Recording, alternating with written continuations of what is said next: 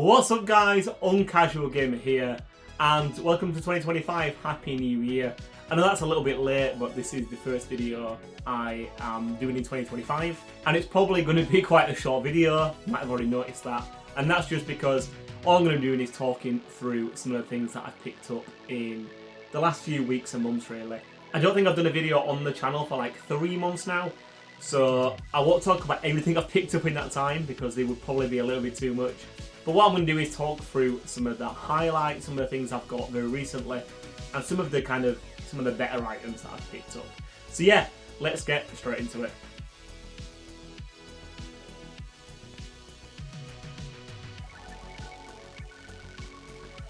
Okay, so one thing that you might notice in this video, or you will see pretty shortly, is that it's going to be, well, there's going to be like 3 items, all kind of a similar item, and we'll get into them first, so that's controllers. So yeah, been on a bit of a controller hype, I guess, in recent weeks and months.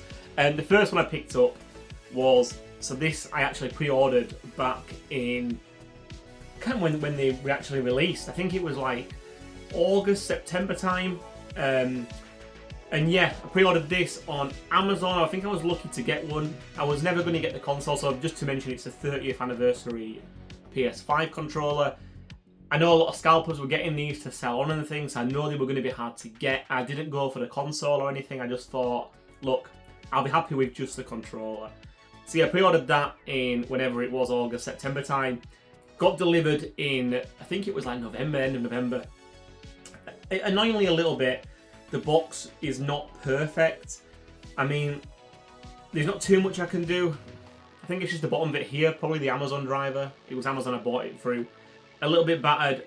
I don't intend on opening this, and that's just because I don't rarely use the PS5 at all for anything multiplayer. And I've got my standard PS5 controller that came with the console. So I haven't really got a need to open this. I got it because I wanted something from the 30th anniversary in the collection. And like I said, this was the cheapest option. I think it was like standard price of £60–65. I know I probably could sell it for a little bit more if I wanted to. They haven't gone up by a super amount. I know straight after pre-orders finished, they were selling for like £150, £200, £250 for the controller. Obviously I didn't get to sell. I'm a collector and it's for the collection. So yeah, that's the first thing I picked up. Like I say, it came in November, so it's been sat on the shelf since then. Did you get anything from the 30th anniversary? Let me know down in the comments below. Yeah, it'd be great to hear if you managed to pick anything up and beat the scalpers, especially to those. I think it was the PS5 Pros that were the hardest to get. They only were like 5,000 of them or something. So yeah, let me know in the comments below if you managed to get one. And staying on the controller theme, but moving over to the green side, on the Xbox, I picked up this Xbox Series X. Is it the Remix controller? And I got this on Vinted, and I got this for a really good price. So it was on Vinted, and sometimes you can't tell on Vinted. I've had things in the past, especially controllers, where they've come and they haven't been in the condition that they've been described as.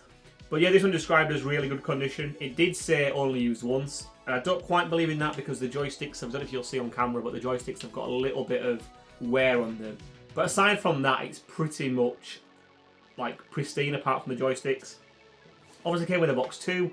I got this for £25 I think, plus postage, so it was about £28, £29 all in. And it also came in the back with a official rechargeable like Xbox battery pack. And I think they're like £10 by themselves. So yeah, I was absolutely stoked with this, really good nick. Add to the, you won't be able to see them on camera, I'll put a little snippet up now, but add to the growing Xbox One, Xbox Series X controller collection.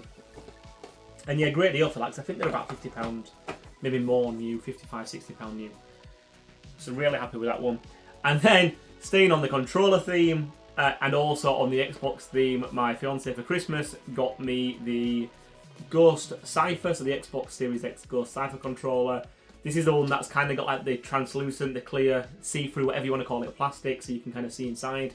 And it's also got the gold triggers and the gold D-pad.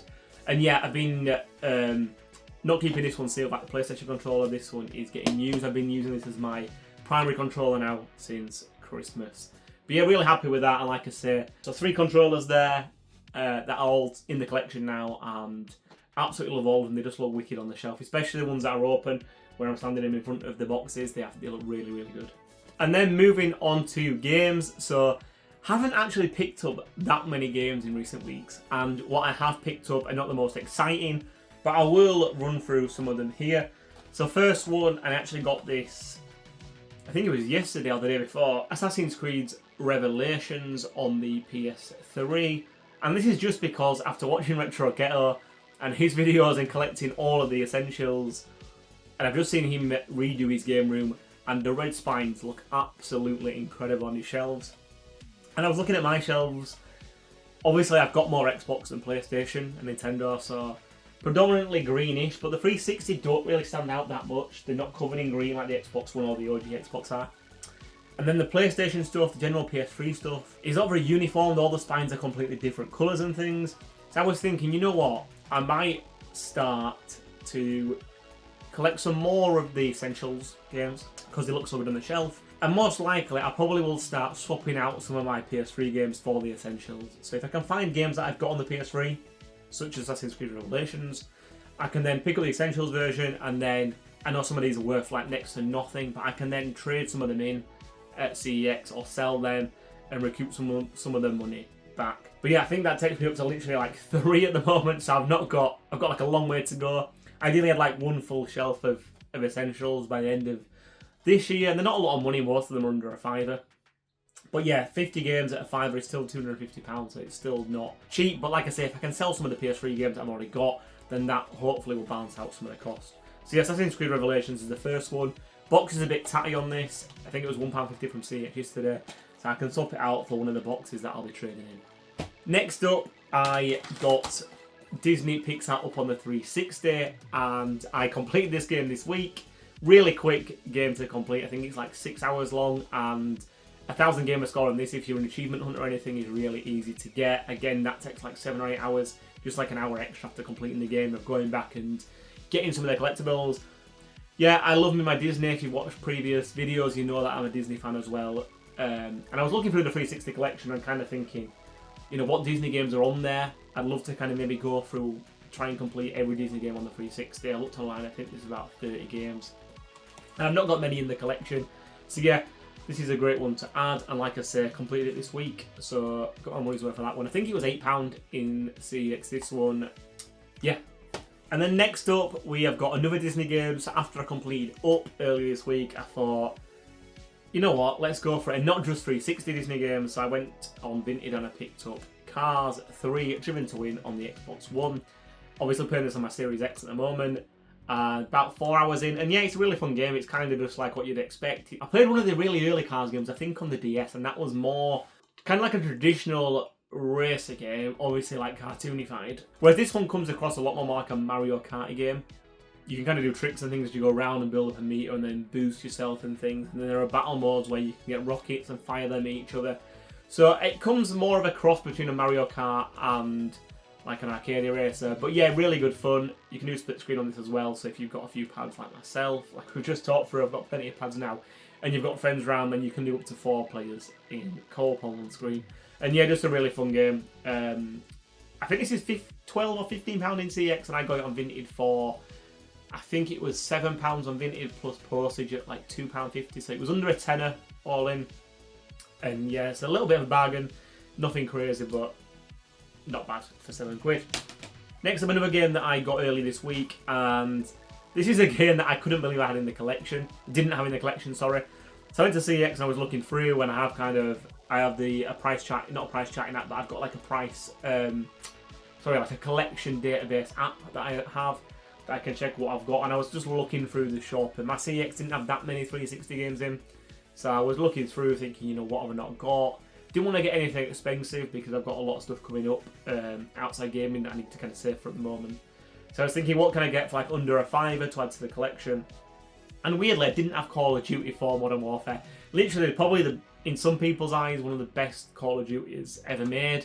I think this was the first one that kind of changed the game for first-person shooters. People talk about GoldenEye originally, and then Halo, and then Modern Warfare, kind of creating the modern era of first-person shooters. But yeah, if you look on the shelf behind me, I've actually not got a lot of them at all. I only had 3 Call of Duties. I had Modern Warfare 3, and then 3 copies of Black Ops and 3 copies of World at War. And I got 3 copies of each of them just because I love doing zombies, and zombies on the split screen, or on the System Link. I've got more than one 360 console. So yeah, We didn't have Modern Warfare in the collection, and now it's in there, so I'll put it back on the shelf. Yeah, a staple on the 360, that's the prize I did not have.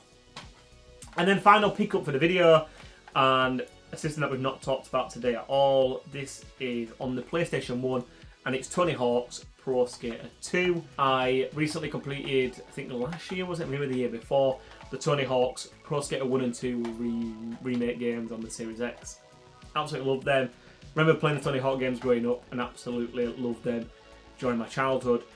Again, this was a vintage pickup, so I can't remember the exact price on vintage, but it was about, I don't think it's a super expensive title, I think it's about the £10 mark in CEX. And I think I got it on vintage for about the £5 mark.